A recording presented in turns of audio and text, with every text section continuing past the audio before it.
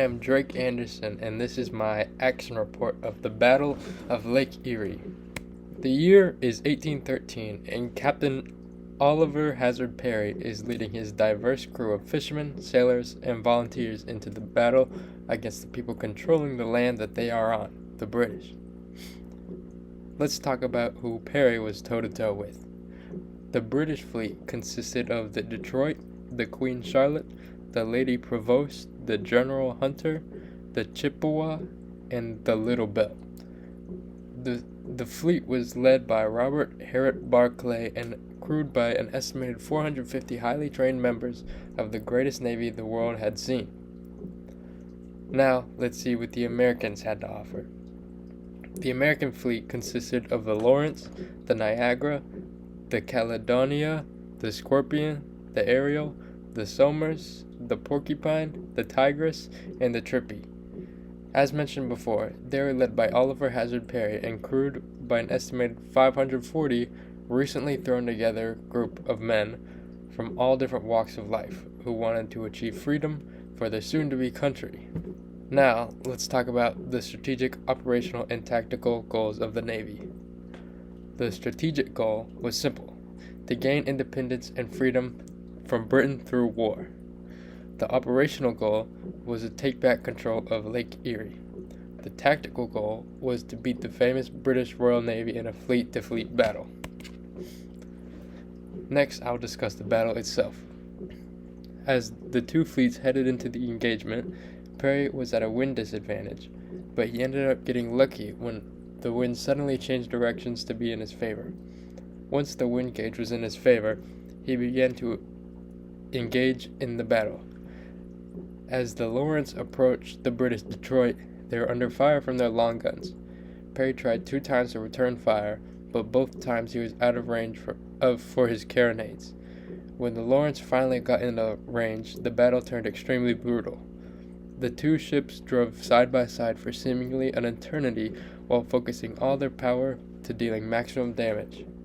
The carronades gave the Americans a firepower advantage, but once the Lawrence and its crew were too badly hurt to be able to do any more damage, Perry and a small group of sailors boarded a rowboat with the flag, and while under fire from British ships, they rowed towards the Niagara and transferred the flag.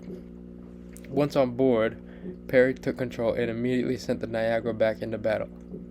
As the Niagara closed in on the British fleet, the Queen Charlotte decided to do a 180-degree turn because the cannons on the side facing the Niagara were too badly damaged to operate. As the damaged ship slowly turned, it collided with the Detroit. The damage, rigging, and mass of both ships tangled up to make them stuck together. The Niagara then put the final nail in the coffin by crossing the British line and used both sides of the cannons to shoot at any British ship in range.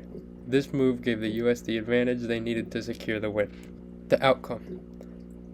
Amazingly, the Americans were undoubtedly successful over the British in the Battle of Lake Erie. Despite being at a disadvantage in experience and training, the Americans were able to regain control of the lake and begin to use it again to their advantage. This was achieved by their never-give-up attitude and the determination of the crew, as well as a famous act of bravery by Perry. As it would be revealed later, this battle played a huge role in the overall outcome of the war for independence, allowing the Navy to achieve its strategic goal. The battle also made it possible for Americans to take back control of the lake, in turn, the highly important surrounding cities, meaning that the operational goal was also achieved. And as you can tell, the tactical goal was also achieved. Although this battle was a really long time ago, there are still some takeaways that can be applied today. The main idea that I believe can transfer into modern times is the Mahanian style of warfare used in the battle.